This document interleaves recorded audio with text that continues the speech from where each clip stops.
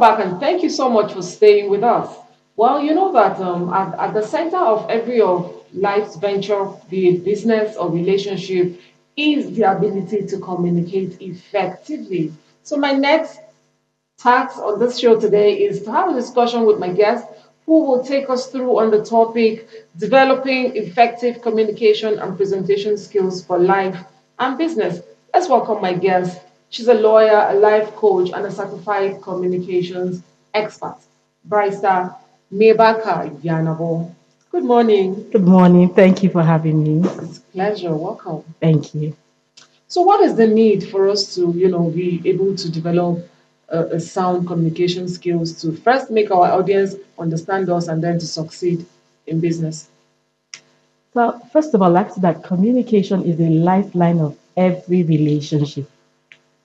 We are communicating every day with our family, with our family communicating between spouse, children, and society. You're communicating. In the world of business, you're communicating with your stakeholders, your clients, and your customers. There's constant communication. And so when we realize that it's like the life wire of every relationship, then this now shows us that it is very important because when you can properly articulate your words, you can convey them, your words, your emotions, your ideas, and you can convey them in a clear and concise manner. Then people are able to believe you, trust you, see you as a person of value, and then they want to do business with you because they believe you're a team player. Everybody wants a team player in their corner. So you're loved at home, you are appreciated in the world of business. They want to transact with you because you're able to communicate, you're seen as a person of integrity, person of character, a person who is transparent. And that's the person everybody wants to do business with. So it makes you a successful person all round because it projects you as a person of value, integrity, a person who says what it is they mean and means what they say. Interesting. Now, how do you, during a presentation, how do you engage with the audience and keep them interested in what you're saying? Great. There are many ways to do, but I'll share a few of them. The first thing is understand that it is about the audience more than you. What you have to say? Yes, it is first about the audience. So the first thing I will emphasize here is understanding your audience. If you know me, then you know how to connect with me in the best of ways. So first of all, who is my audience? Can you tell me what's their age range? What's their religious affiliation?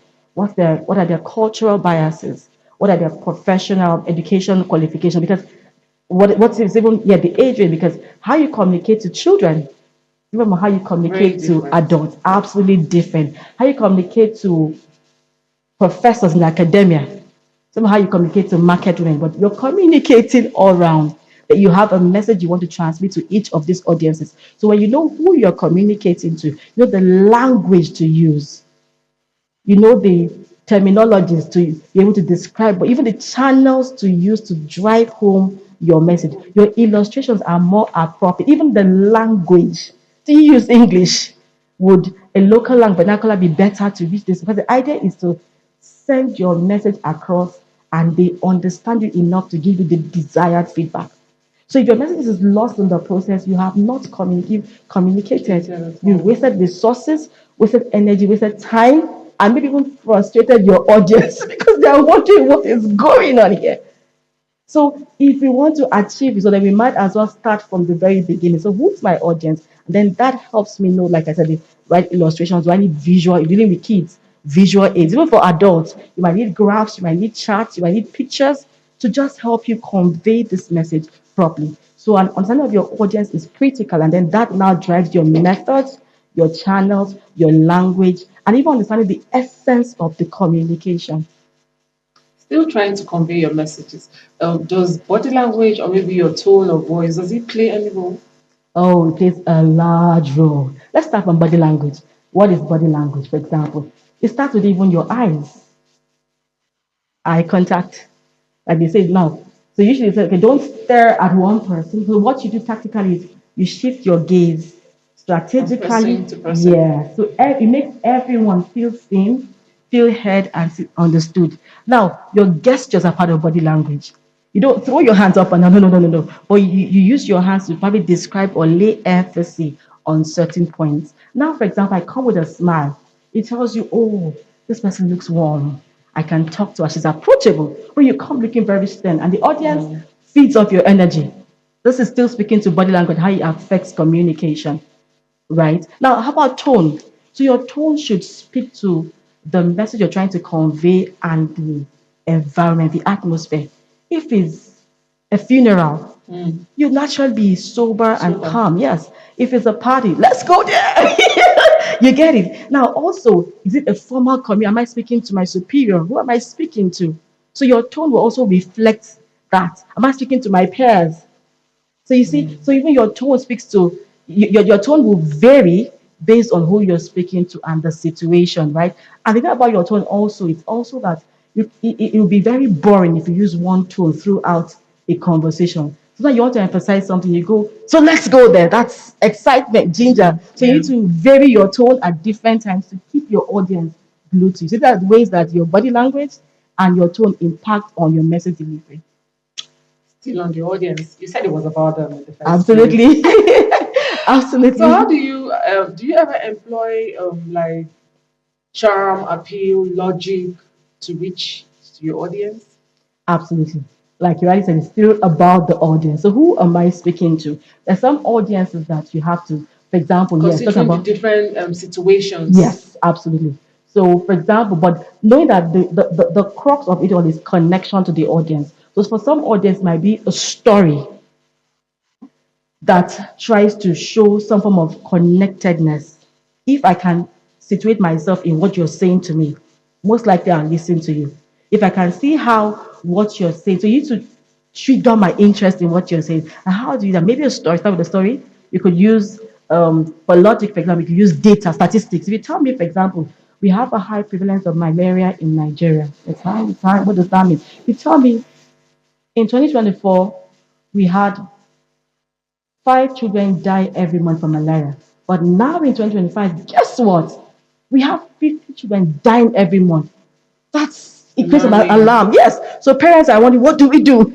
You know, the medical people are wondering, how do we? It just triggers that connection. So data, statistics, right?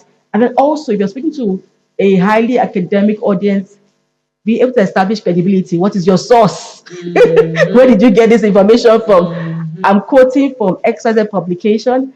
I'm quoting from this speaker. So it gives credibility to your conversation. Then otherwise, like I said, storytelling, use find shared experiences to draw them into what you humor also helps a lot. Okay. Yes. So it helps the audience relax and then you start your presentation. We don't have a lot of time, and yet I have a lot to ask you. Now, do you like how do you handle difficult client and difficult audiences with maybe difficult questions and criticisms while on the job? So first of all, let's start from the beginning. I'll say first of all, prepare very well with your audience in mind. Because if you do a good job in preparation, you'd have reduced most likely the number of questions you're going to get and the feedback. Now, so you've done a fantastic job. And then it's time for feedback, question and answer. I want to say this when people give you feedback, usually it's a blend of two or three things. They're either seeking clarification or there's a point of disagreement, or they want you to throw Like more light on something. So if you have, so the first thing is to be open, expect it. Because if you spoke, if they understand or don't know, they need to clarify. And that's the aim of the communication, to drive home a message. If they're not clear, then let them ask you. Now, what you cannot control is how they come at you. We're all different. People, our persona comes in what we do and what we say. So sometimes person might be saying something to you and a lot of energy, maybe they're upset about something, a lot of energy, outbursts, but then you can control yourself. So be calm about it and listen. Everyone wants empathy. So at the point they are giving you feedback, first of all, listen. So dissect, separate the emotion from what they are saying. What exactly are they driving at? It's a clarification note when they are done. Thank you for that feedback. Now, can I clarify? Can I throw more light on this? Right? Because sometimes it's just a simple, but the emotions are so beclouded. The actual issue that is the problem. So you have to be in charge of yourself. Now, where you can respond after they have spoken, respond. Where you cannot, can I go back and get more clarification on this. Don't be under pressure to prove any points. Because what people want is for you to be real and authentic. It's about connection. Time is no longer on our side. But before I let you go, as a word of advice to the general public, what is the need? Why they should develop effective skills for communication? The world is interconnected and we need people to survive. And humans thrive on communication. So one way to build better relationships is to improve on your communication skills. I said earlier, when you are able to articulate and clearly put forward your thoughts, your ideas, and even your feelings, you're deemed to be a person of value, a team player, and everyone wants that kind of person on their team. So it helps, it's a life skill that leads you on the pathway to success. Thank you for coming. Thank you. And I hope to much. see you again soon. I'm all yours. I've been speaking with Barrister Mibaka Yanabo. She's a communications expert, and I personally learned a whole lot with that from that conversation with her. There's a whole lot more coming up after the break.